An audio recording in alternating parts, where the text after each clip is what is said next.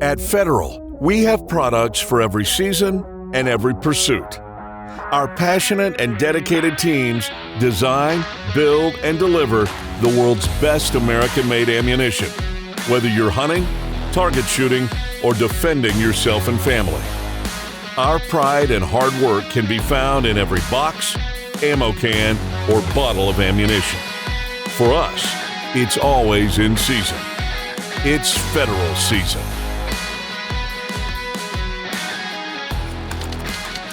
Welcome to Federal Ammunition's podcast. It's Federal season. I am your guest host, Julie Golob, and it is springtime. We're going to be talking turkey this episode, and I have an amazing guest, Tyler Jordan of Realtree Road Trips and a contributor to Spring Thunder. All of what he's doing is available on Realtree365.com. Tyler, thank you for joining us. No, thank y'all for having me. I appreciate it. This is obviously my favorite time of year, like a lot of us. Just got back from Florida last week, had a great weekend down there, and actually going to Mississippi on Monday, then going back to Florida next Saturday. So just kind of that time of year. But, you know, this is the time of year that I personally live for. I love to deer hunt, love to do other things as well. But turkey is by far my number one favorite. So I'm glad it's here. So first of all, you were in Florida, first turkey of the year. I'm assuming it was a success. Can you tell us more about it?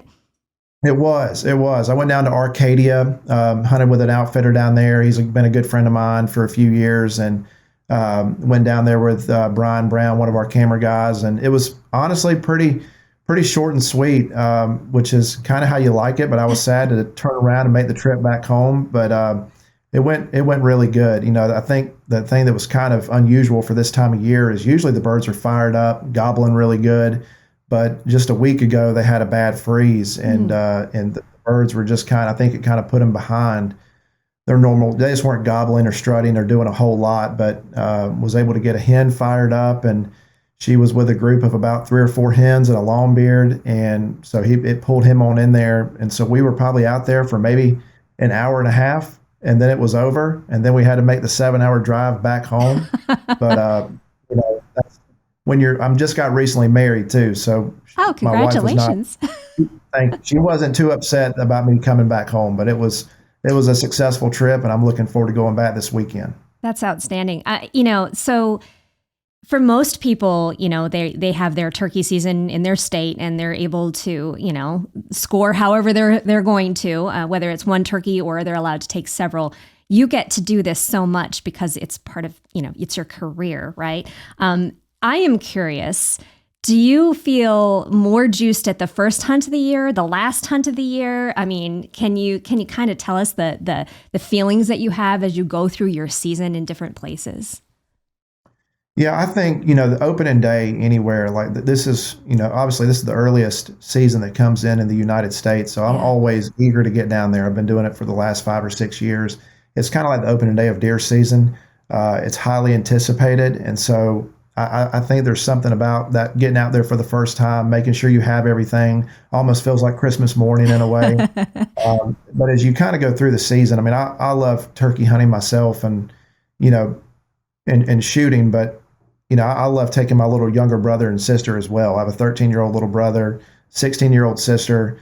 So I would say for me, they're always begging me to take them. And so whenever I'm out there with those two, or just getting a chance to hunt with my dad or hunt with somebody else, there's something about the camaraderie out in the turkey woods that I just can't compare to anything else. Deer hunting is more of an isolated sport. Yeah. And so turkey hunting is a little bit more social. And I think that's really is kind of what has drawn me to it, maybe more so than anything else. And so I'd say for me that the excitement never really, I mean, if there was turkey season during deer season, I wouldn't be a hunter. Really? Wow. No, and I think it surprises people, but growing up, 3 or 4 years old, going by my dad, sitting by his side, turkey hunting was always something him and I did together. And so it's just always been kind of my first love. You shared a photo on Facebook, I think it was last month. This turkey looked bigger than you were. How old were you on your first turkey hunt? And in that photo, were you just hunting with your dad, or did you actually take that bird? No, I did. I actually took that bird. That was my first turkey. Yeah, 8 years old when I shot my first turkey. Wow. And, I never, Dad, if I had to get out of school, it was actually on a Wednesday. Dad remembers this really well because we had to call the teacher and tell him I was going to miss. I think I was in maybe first kindergarten or first grade. So that was something that I always, remember is that first hunt and getting to share that with him. And I just thought I just remember the way I felt that whole morning. It's like, man, I'm finally a part of the club. I've watched Dad, sat by him this, for many years, watching him do it and finally get to do it myself. That was an experience and moment I'll never forget. Yeah, a real rite of passage, I imagine. Yeah, no, it was. Watching Dad and sitting by him for so long, it's like, man, I just want to get in the mix. I just want to be a part of it. And it was just a proud moment. It was cool. So you mentioned your siblings and taking them hunting. And obviously you hunted with your dad and experienced that with him. I'm a daddy's girl too, so I grew up hunting with him. What I think you really have is a unique perspective because, one, you're incredibly accomplished as a hunter, but you also did so at such a young age. Can you kind of relate to us how that helps you be a better guide, be a better mentor, be a better teacher since you have that perspective? Yeah, I think so. I've watched, my dad, he never pressed me to go hunting. It was always something I begged him to do. And so I've kind of done the same thing. I even though I'm not a dad, my dad's a little bit older. And so I've gotten to take my little brother and sister a lot more than maybe when he took me when I was younger. So just having patience, with them and just being a better mentor to not only those two kids, but even taking people for the first time. That's something that I just love to do. I've taken a lot of people in the office or just friends for the first time hunting. And that's something that I get more of a joy than shooting a turkey myself. Yeah. One of the things that you struck me that you said was that how social turkey hunting is. And it's surprising because it's such a unique situation where you're like calling a bird to you. You have to be super quiet. But you're right. There is that social aspect to it. Is that, can you kind of walk through how you can expect to experience a hunt for the first time for those who may not have ever hunted a turkey before or know nothing about it? What can they expect? What should they, think about? How should they prepare? I would say whenever I take somebody or try to explain, I know during COVID, I had a lot of my friends that went to school with me in college that wanted to go turkey hunting for the first time. And so a couple of them lived in Tennessee and they found some land to go hunt. They were asking me for tips. One thing that I always tell somebody that goes, I think everybody gets real anxious and wants to call a lot. And, they tend to overcall. And I think, and I'm guilty of this every spring because I think you always want to run and gun. That's kind of the fun of turkey hunting is just kind of going from one spot to the next, but is to have a tremendous amount of patience. I think it takes a lot of, maybe doing less is sometimes more in turkey hunting, not calling a whole lot. And that's something I've tried to really kind of preach to my younger brother and sister too. They're always wanting me to call more or do more, move up on a turkey when sometimes the best thing to do, especially mid to late season, is just sit still. Yeah. And just kind of let things develop and play out because, that turkey more than likely, if he knows you're there, he's coming to look for you.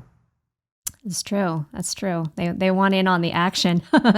So that's for beginners, what are the essentials? What do you have to have? And maybe what might be nice to have that could take your turkey hunting game to the next level?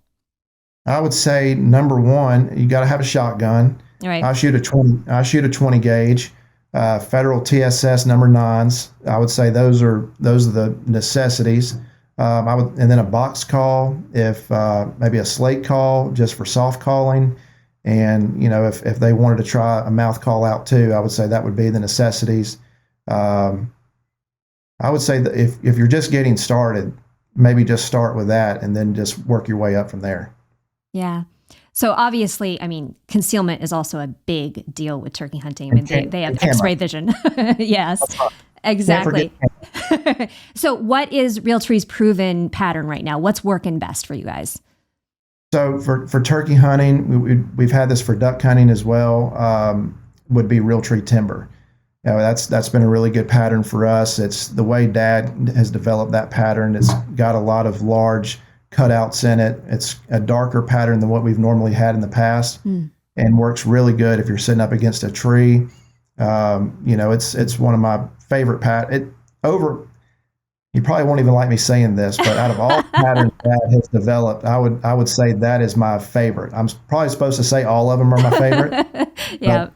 This is one that turkey hunting, there's been so many times where I've looked back, if I'm hunting with somebody and look back and I can't find them. And so timber is just kind of proven, and it works tremendous in the turkey woods. Yeah. So for someone who has kind of a mixed backdrop I'm in the Midwest, so we've got fields, we've got, brush, we've got some hedgerows and some timber as well. Is that what you would recommend to look into? Yes, I would say, timber works really good. I think it's an all around great turkey pattern. Another one that is kind of cut up and a little bit similar, although it's slightly a little more brighter, is Realtree Escape. And so that pattern, I think, works really great in the Midwest. And that's something that like Michael Waddell used that pattern a ton this past spring. Yeah. And he said he had a lot of success with it. So I would say between Realtree Escape, Realtree Edge is also a great pattern, for woods that are maybe not quite as thick, a little bit more open terrain. If you're sitting out in the middle of a field, perhaps with a decoy, or if you don't have a lot of cover for backdrop, Realtree Edge and Realtree Escape would be two great patterns. That's great advice. I recently watched one of your videos on how to set up your turkey vest, which is very, very informative. And you do a lot of these videos that just provide people insight and information. I mean, how rewarding is that for you to be able to use your platform, to share your knowledge? Yeah, it's good. I think that's kind of one of the number one questions that we get is, what all do you carry? Yeah. So, being able just to kind of share, and sometimes it's different every state that you go. It's not always the same. So it's good. And, I enjoy sharing with people just kind of the tricks and tools that we have. And sometimes you don't think about that. That's not the top of mind for maybe myself, but if it's possible, it helps somebody else out. I just want to provide as much information because I feel like that's kind of what we do. Although we show having a good time, it's to provide any kind of information we can or tips to help hunters out. Yeah, it's invaluable, absolutely invaluable. So speaking of that, I mean, do you have any favorite tried and true tactics when it comes to hunting the fabled gobble squatch? Yeah, I would say, one that I said earlier was doing less is more. Yeah. I think, I tend to get, a little anxious maybe mid-season, or if things just haven't gone my way, is just being really still, is getting out there early and sometimes just not calling a whole lot. There have been so many turkeys that if I am able to get a response, a lot of times what I do is try to get as close as I can, gauge where that turkey is. If he gobbles on his own, that's just an extra bonus. Yeah. But it's just getting set up and maybe not doing a whole lot of calling. Obviously every situation's different. Yeah. But there were several turkeys last year that I took. Our camera guy, the head producer of Realtree Road Trips, did the same thing.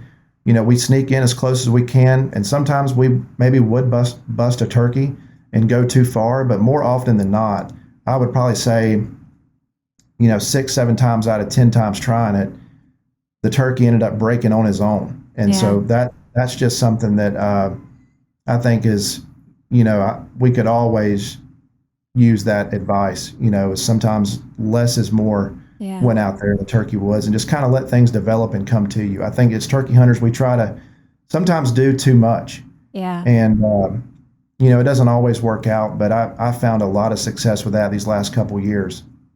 No, that's great advice. Do you have a favorite location? I know that's always difficult. It's one of those things like picking a favorite child or picking a favorite pattern, kind of thing. But is there a location that you just can't wait to go hunt? So there are two. I would say the first one would probably be our farm in Georgia.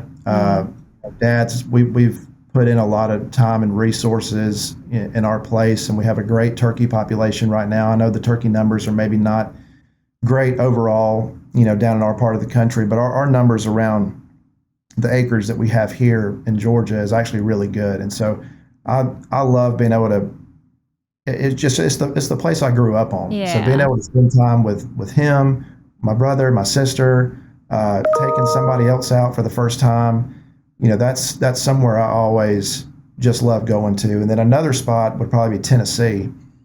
Tennessee, where I go in Tennessee, it's a little bit more wide open. Mm-hmm. And so big open fields, which is a little bit more of a challenge, but I like that terrain just because it's so different from Georgia. I mean, I think you really have to strategize and figure out how are you going to get that turkey that's in the middle of a field with maybe 6, 7 hens, maybe there are a couple gobblers together.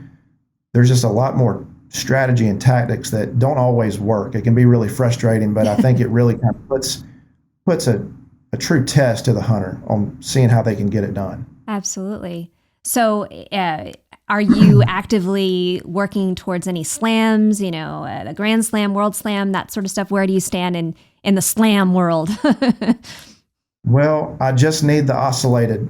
That would be the only one. And I tried to do it. I tried to book it this year, but was unable to do it. But everything else I have. So wow. I'm not trying to do it all in one season. Yeah. Maybe next year, if I plan a little bit better, I can do it. But, we spend a lot of time down in the Southeast, and then on our farm in Georgia, we do a lot of entertaining this time of year. Take a lot of guests and clients down on the farm. So maybe next year we can try to do it all at once. That would be great. It's funny. We were actually neighbors once. You wouldn't know this, but I was in the Army at Fort Benning, Georgia, and so I've always appreciated what your family has done for the community down there, and learned about everything that your dad and what Realtree has done. And so when you say that you like to entertain, and it just rings true with everything that you've done, not just personally and for the hunting community, but for the actual communities and for Georgia as well. So thank you for that. No, thank you. I didn't realize you were down. Fort Benning, you probably already know this. It's only 5 minutes from our office. Yeah. So where I'm at right now, it's only, you can be on base within 5-10 minutes. So it's really, really close drive. You should have come over and said hello. Well, it was a long time ago, but it's been many moons since I was in the Army. But it's just neat that, and I know a lot of soldiers and the community in general were always excited to hear what was going on with Realtree and seeing the company grow over the years. It's pretty cool. Yeah, no, we have a lot of people from Fort Benning that come over here and have made a lot of friends that way. But we always tell them, for anybody that's listening to this podcast too, a lot of them come over and just say hello. A lot of them obviously share our common interest and are just big outdoorsmen. So it's Fort Benning. There's actually some pretty good hunting. So for anybody listening, come see us at Realtree. Absolutely. So another question for you. I have 2 daughters. I have a 14-year-old and an 8-year-old. And they are not shotgun shooters, so I would have to ease them into the process. But what is your advice for me as a mom to take my girls out hunting to make it a really great experience? So I would like to think that I've done this with my little brother and sister, so I probably have some firsthand knowledge. And I think watching Dad, the way he does with them is probably good for me to kind of watch it for when I have kids, maybe later down the road. But, I've always, what I would say my little brother is maybe into it a little bit more than my sister on the turkey hunting, although my sister loves it too. But is to just, take them out there. And, I spent a lot of times, many days, just sitting beside my dad. And, Dad never pressured me. He never asked me, if I wanted to shoot one. It was always, if I wanted to do it, I would have to ask about it. Yeah. And so Dad has, been really good with those 2 kids on, if they get tired, hey, we'll wrap it up for the day, try again, maybe tomorrow or another time. But I would say just take them out there and make them realize too, killing a turkey is just the icing on the cake. Yes. The joy of actually getting out there is just hearing turkeys, learning more about their habits, how to get closer, And, there's more days than not that you're unsuccessful. And, just trying to teach them more about the education of turkey hunting in general is really the joy for me. I get more of a joy out of that than pulling a trigger. Yeah. And, and seeing their passion for it. So I don't know if that technically answered your question, but that would be kind of my advice, is to kind of let them, just go at their own pace. Yeah. More than anything. No, that's great advice.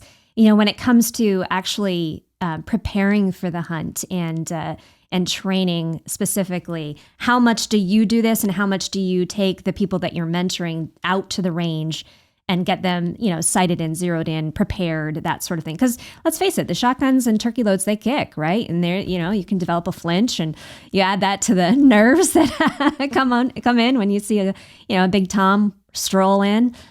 Can you share more about that? Yeah, we try to do that all the time. And, yeah.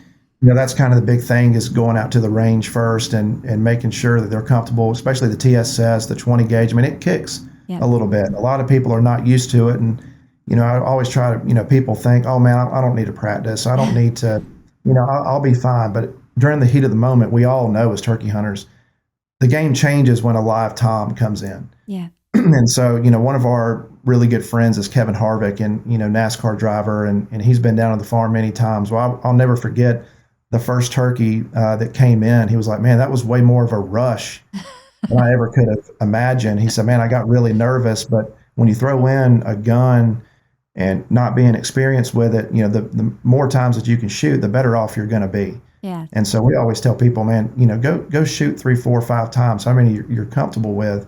But that you need to be, very comfortable with your equipment, the ammo that you're using, before just, getting out there, because it's a different ball game when you have a turkey at 20 yards gobbling and you can feel it in your chest. I mean, we all know that kind of messes up your mindset a little bit.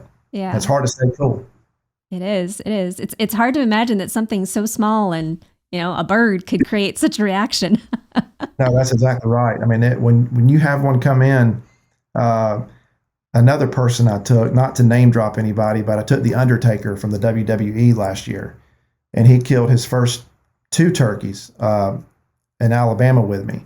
But, he was the same way. I mean, obviously a big guy, has seen and done a lot in his life, but he's like, man, when that turkey came in, I mean, he said, my heart has never beat so fast. And so that's the joy that I get. I stress that the more comfortable you can get with your equipment leading up to that moment, it maybe makes things a little bit less hectic and stressful. So being familiar with your equipment and, getting out there and practicing is, I would say, very crucial in the hunt. I think it's probably the most crucial. All right, Tyler. Well, thank you so much for joining us today. This has been so much fun to chat with you. Can you give us an idea of what you're going to be up to in the spring season, and of course, where people can learn more about you, follow you, all that good stuff?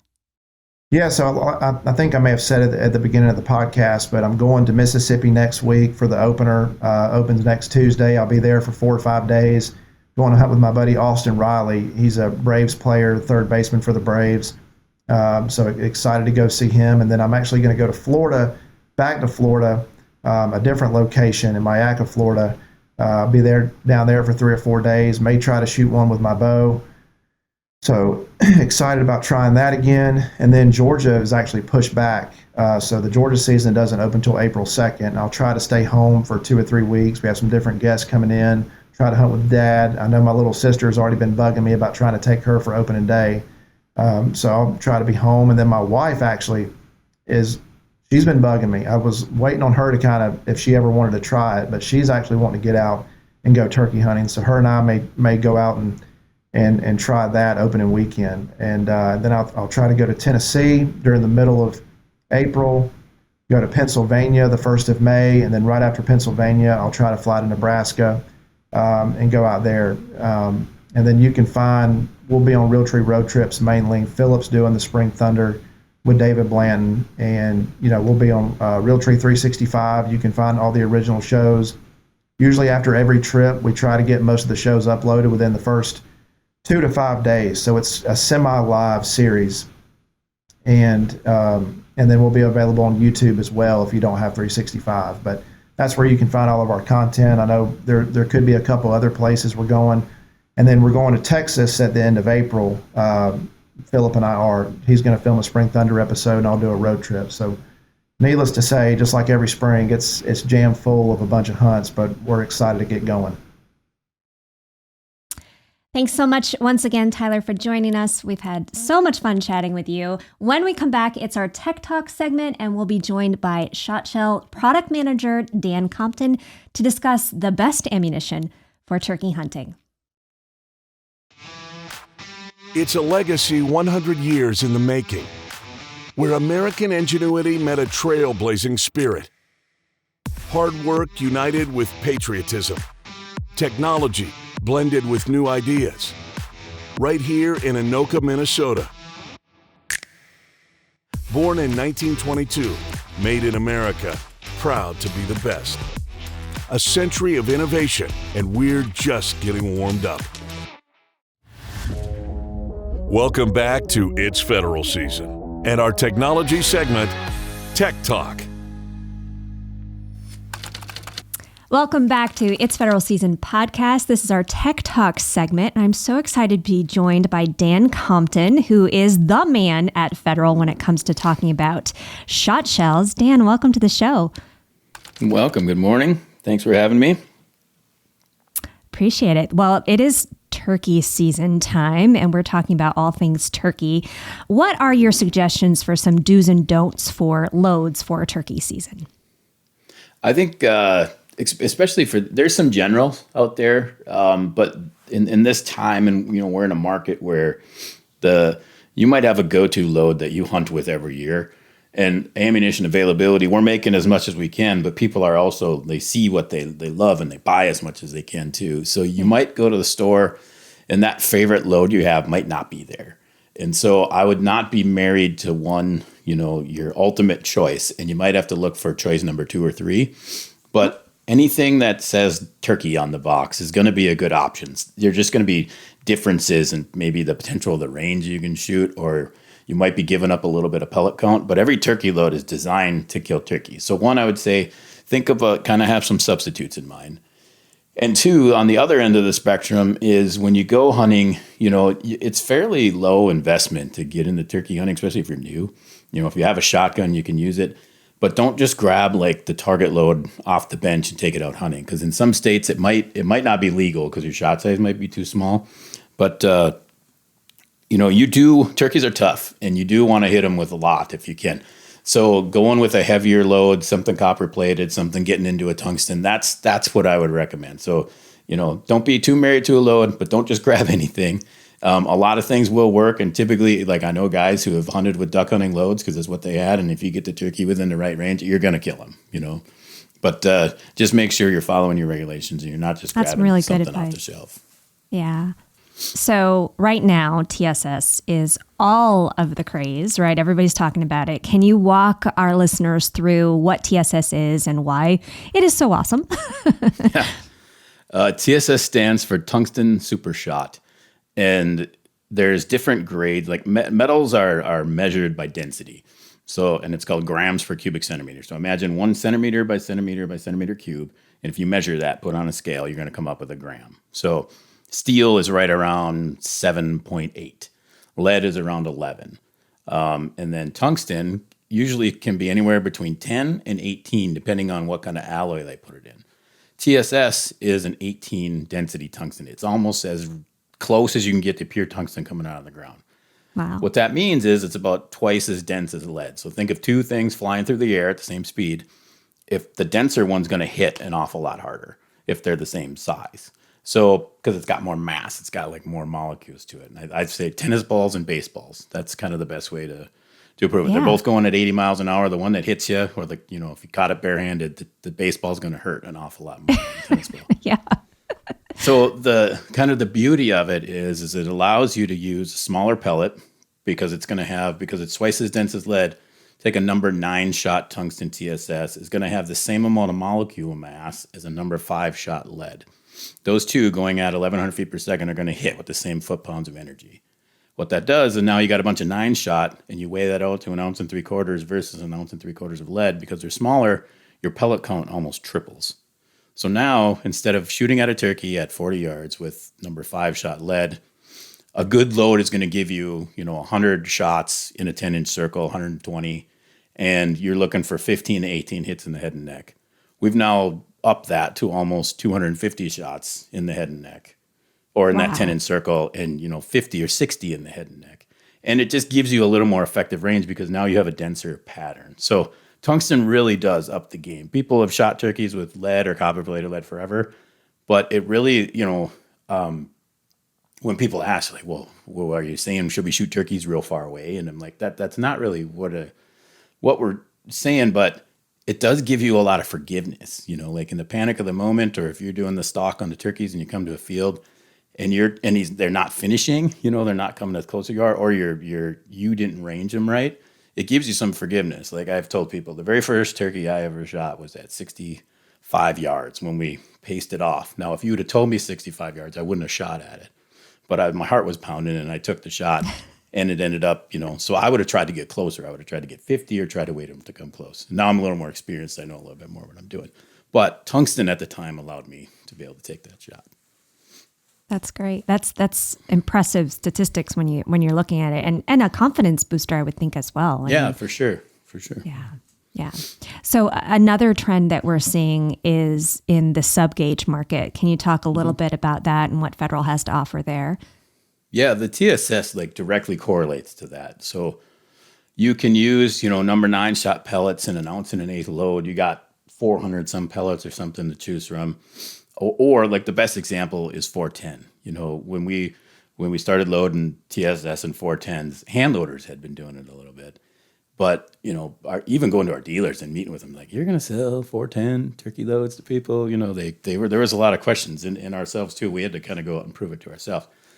But your number, like on a 15, 16 ounce, or 13, 16 ounce number 9 shot 410, versus the real traditional ounce and 3/4 number 5 shot 12 gauge has 40 more pellets in it. And I already talked about they're coming at the same energy and you have a fraction of the recoil. So you now, if you got bad shoulders, youth hunters, or whatever, or you just want to carry a light gun and not get beat up, you're basically making a 410 as effective as the 12 gauge historically has always been. So that's really lent towards the sub gauge boom. A lot of specialized 410s, little red dots. You're like a turkey sniper, when you're shooting with them. But we have seen 20 gauge has been growing for over the past, so over many years. And for a long time, it was like the 3.5-inch shell, bigger and more powerful, and I think as I get older, I've learned, when I was younger, if I could have shot 4 inches, I would have shot them. And now I'm like, 20 gauge seems an awful lot better. So you have plenty of lethality and you're just not getting beat up. Yeah. Well, it's opened the door to newcomers who, shotgun kicks a lot, especially with more powerful loads. When it comes to preparing and patterning a shotgun for the shot, sometimes that's the worst part. Oh, for sure. Yeah, you don't have the adrenaline rush going on of a bird in front of you, Exactly. And or if you're sighting in a slug gun, I did that in the summer in a t-shirt, and you don't realize how much a coat can make a difference. And I was sighting a gun for a guy. Yeah.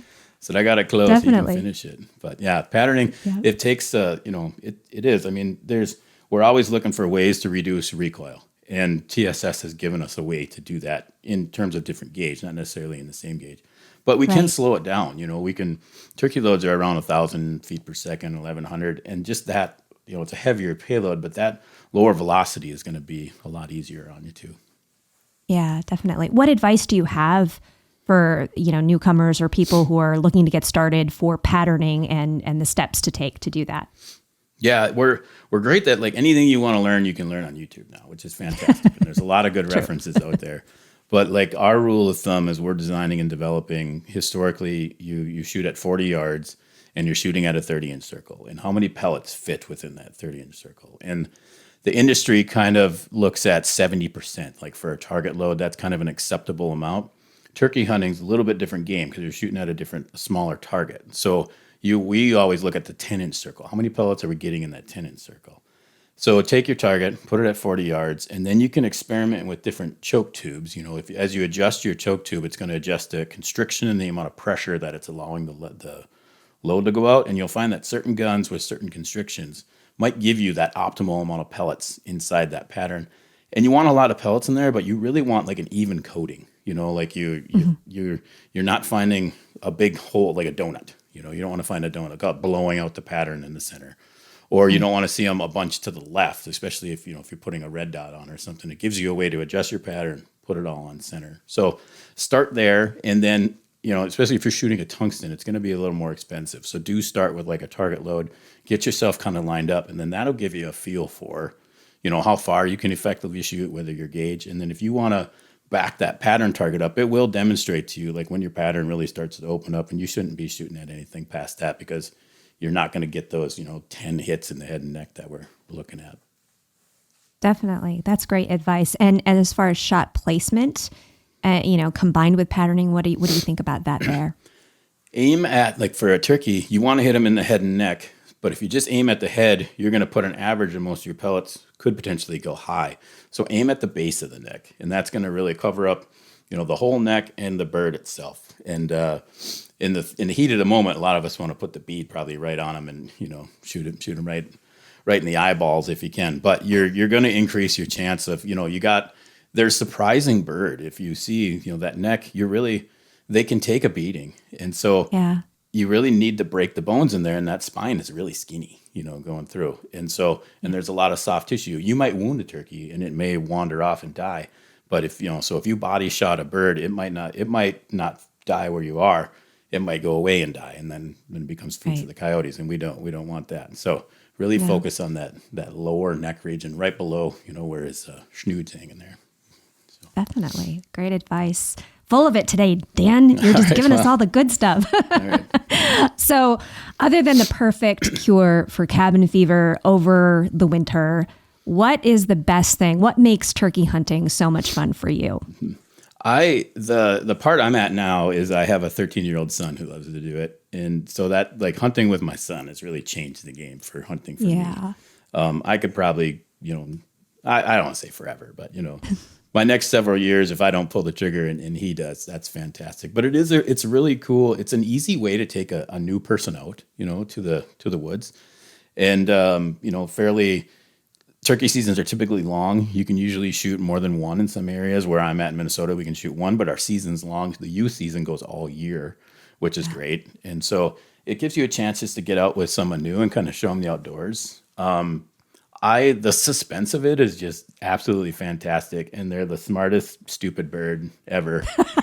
You'll see them wander around, and sometimes they come right in. Or a couple years ago, I was just right behind my house, and it just needed to come 2 more steps and clear a tree. And like, I was already cooking him, in my brain, and he just stopped and turned around and went the other way. There's no way he saw me, but for some reason they knew. So it's just, you call a turkey, and then you got to sit there and be quiet.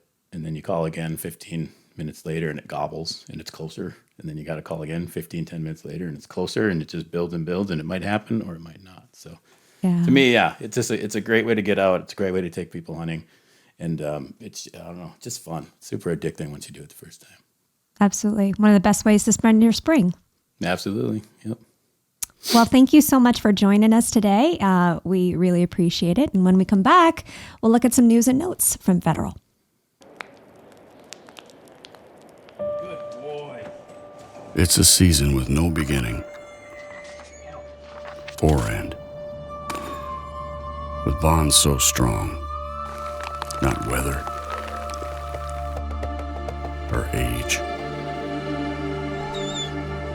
or thousands of miles keep us from it. Our love for it is as varied as those who are addicted to its pursuit. A connection with the outdoors, with family and your best friend. We plan with anticipation. We prepare and wait in silence. With tired legs, cold hands, we push on. All in hopes of hearing a call It shatters the calm. To see the approach of thundering skies and experience the instantaneous rush. For whatever your reason,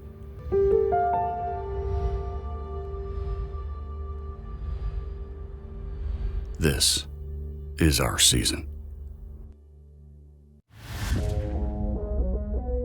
Welcome back to It's Federal Season and the News and Notes segment. Welcome back to the It's Federal Season podcast. I'm your guest host, Julie Golob. I look forward to joining you for a few more of these episodes as a guest host over the coming months. We've got an expert on personal defense that I'm personally excited to chat with. I'm also excited to share with you the newest ambassador to Federal. That's Olympic gold medalist Amber English. And she is going to share with us about her trip to Tokyo and what's next in her decorated career. If you are a Federal fan, make sure to check out the latest branded apparel at federalpremium.com/merchandise/apparel. There are some new t-shirts, hats, and sweatshirts that would be wonderful gifts for Mother's and or Father's Day or for your Federal fanatic at home. There is also an opportunity to purchase a t-shirt to support the Ukrainian people that is also available. If you're planning to be in Houston to meet Team Federal at the NRA annual meetings in May, that's May 27th through 29th, you want to come by and stop by the booth to talk with experts in centerfire and rifle and pistol ammunition, meet the team, all of that good stuff. Our next release of It's Federal Season podcast will be April 21st. I am personally very excited about this one. We will be having Hickok 45 on to chat guns and gear. It's going to be outstanding. You won't want to miss it. We're talking about the largest subscriber base on all of YouTube. If you don't know who he is, where have you been? You won't want to miss it. In the meantime, if you'd like to learn more about me, you can find out information on how to follow me on social media at juliegolob.com. If you like what you hear on this podcast, go to our ratings and reviews and give us your honest feedback.